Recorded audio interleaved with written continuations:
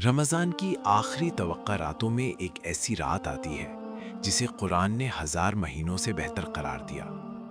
لیکن اصل سوال یہ ہے، لیلۃ القدر کیسے عطا ہوئی؟ اس رات کی اہمیت سمجھنے کے لیے ہمیں عربی لفظ قدر کا مطلب سمجھنا ہوگا۔ اس لفظ کے 3 بڑے مطلب ہیں اور تینوں مل کر اس رات کی پوری عظمت بیان کرتے ہیں۔ ایک مطلب عظمت کی رات ہے، دوسرا حکم کی رات، تیسرا مطلب تنگی کی رات ہے۔ عظمت کا مطلب یعنی مومن اس رات سچے دل سے توبہ کر کے روحانی عزت حاصل کر سکتے ہیں، اپنے مرتبے میں اضافہ کر سکتے ہیں، پاکیزگی حاصل کر سکتے ہیں، چاہے اس نے ماضی میں گناہ ہی کیے ہوں، ایک بھی نیکی نہ کی ہو۔ قدر کا مطلب حکم ہے، یعنی اس رات اللہ کے حکم سے اگلے پورے سال کے لیے ہر انسان اور ہر قوم کی تقدیر طے ہوتی ہے۔ یہ فیصلے لوح محفوظ یعنی وہ الہی کتاب جس میں سب کچھ لکھا ہے سے نکال کر فرشتوں کو دے دیے جاتے ہیں تاکہ وہ اگلے 12 مہینے انہیں پورا کریں۔ اسی وجہ سے اس رات کی گئی دعا بہت زیادہ قبول ہوتی ہے۔ علماء کہتے ہیں کہ اس رات جو دعا مانگو وہ لٹرلی تمہاری زندگی بدل سکتی ہے، صحت، رزق اور دین سب کچھ مل سکتا ہے۔ تنگی والا مطلب یہ ایک عجیب اور دلچسپ پہلو ہے۔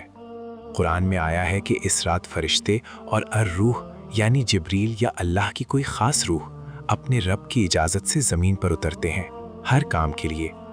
جب اتنے سارے فرشتے زمین پر آتے ہیں تو یہ زمین وقتی طور پر آسمان کا حصہ بن جاتی ہے، ایک روشن اور نورانی جگہ۔ یہ فرشتے عام طور پر بہت اونچے آسمانی مقامات پر رہتے ہیں، لیکن اس خاص رات میں وہ اللہ کی اجازت لے کر زمین پر اس لیے آتے ہیں تاکہ انسانوں کی عبادت دیکھ سکیں اور اس رات کے لیے رکھی گئی رحمت اور برکت تقسیم کر سکیں۔ حدیث میں آیا ہے کہ اس رات فرشتوں کی تعداد زمین کے پتھروں سے بھی زیادہ ہوتی ہے۔ اتنے زیادہ فرشتے ایک ساتھ آنے کی وجہ سے مانو پوری کائنات تنگ ہو جاتی ہے، آسمان اور زمین کا فاصلہ ختم ہو جاتا ہے اور ایک روحانی بھر جاتی ہے۔ قرآن مجید کی سورہ القدر اسی بارے میں ہے۔ جب آپ صلی اللہ علیہ وسلم اپنے ارد گرد کے معاشرے سے غیر مطمئن ہو کر غار حرا گئے تو انہوں نے خود سے اونچی آواز میں دنیا کے بارے میں پوچھا۔ وہاں انہیں اس زندگی اور تخلیق کے بارے سب جواب ملے۔ وہاں آپ صلی اللہ علیہ وسلم کے اعتکاف کے ایک دن جبرائیل ظاہر ہوئے اور انہیں کہا پڑھ یا تلاوت۔ آپ صلی اللہ علیہ وسلم جو اس وقت نہ پڑھ سکتے تھے اور لکھ نہیں سکتے تھے تو نبی اکرم صلی اللہ علیہ وسلم ان کے اس حکم سے پریشان ہو گئے تو جبرائیل نے آپ صلی اللہ علیہ وسلم کو بڑی سختی سے گلے لگایا، اتنی سختی سے کہ آپ صلی اللہ علیہ وسلم سانس نہیں لے پا رہے تھے۔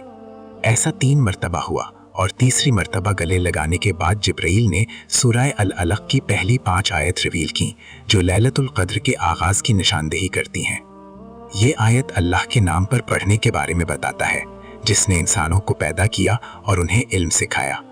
جب نبی محمد صلی اللہ علیہ وسلم کو حرا کی غار میں جبرائیل فرشتے سے ایک گہری اور حیرت انگیز ملاقات ہوئی۔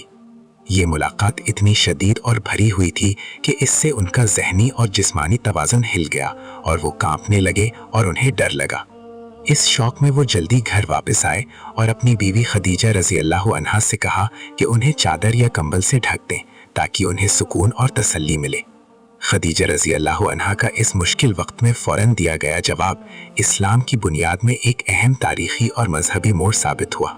انہوں نے نہ تو نبی صلی اللہ علیہ وسلم کی عقل پر شک کیا اور نہ ہی ان کے تجربے کو کوئی شیطانی وہم کہہ کر رد کیا، بلکہ انہوں نے فوراً انہیں ذہنی سہارا دیا اور ان کے تجربے کی گہری مذہبی تصدیق کی۔ مذہبی تصدیق حاصل کرنے کے لیے خدیجہ رضی اللہ عنہا نبی صلی اللہ علیہ وسلم کو اپنے چچا زاد بھائی ورقہ بن نوفل کے پاس لے گئیں جو ایک بوڑھے اندھے عیسائی عالم تھے اور عبرانی اور عیسائی کتابوں کا گہرا علم رکھتے تھے۔ جب انہوں نے غار کے اس وجود کا پورا قصہ سنا تو ورقہ نے بالکل سیدھا اور صاف طور پر کہا کہ یہ وہی ناموس ہے، یعنی وہی جبرائیل علیہ السلام جسے اللہ نے پہلے موسیٰ علیہ السلام کی طرف بھی بھیجا تھا۔ ورقہ کی اس تصدیق نے نبی محمد صلی اللہ علیہ وسلم کے تجربے کو سیدھا ابراہیمی نبوت کی اس لمبی زنجیر سے جوڑ دیا جس میں جوڈائزم، کرسچینٹی جو پہلے سے چلے آ رہے تھے۔ اس سے آپ صلی اللہ علیہ وسلم کا مقام بطور آخری رسول پکا ہو گیا اور یہ بھی ثابت ہوا کہ غار میں اس رات جو کچھ ہوا وہ عالم میں ایک نئے مذہبی دور کی صبح تھی۔ इस्लामी रिवायत में नबी मोहम्मद सल्लल्लाहु अलैहि वसल्लम को दिखाया गया कि पहले ज़मानों के लोगों की उम्रें बहुत लंबी होती थीं, जिसकी वजह से उन्हें नेकी करने और इबादत करने का बहुत ज़्यादा वक्त मिलता था। इसके बरक्स उनके उम्मत के लोगों की उम्रें छोटी थीं, आमतौर पर 7 से 70 साल के दरमियान। नबी सल्लल्लाहु अलैहि वसल्लम को ये फिक्र थी कि उनके उम्मती इतने कम वक्त में वही दर्जा नेकी हासिल नहीं कर पाएंगे, तो अल्लाह ने नबी मोहम्मद सल्लल्लाहु अलैहि वसल्लम और उनकी उम्मत को एक खास रात अता फरमाई, जिसे लैलतुल क़द्र कहा जाता है। इस रात की इबादत और बंदगी 1000 महीनों की इबादत से भी ज्यादा कीमत और सवाब रखती है। ये अल्लाह की तरफ से एक खास गिफ्ट था, ताकि मुसलमान थोड़े वक्त में बहुत ज्यादा रूहानी सवाब और दर्जा हासिल कर सकें।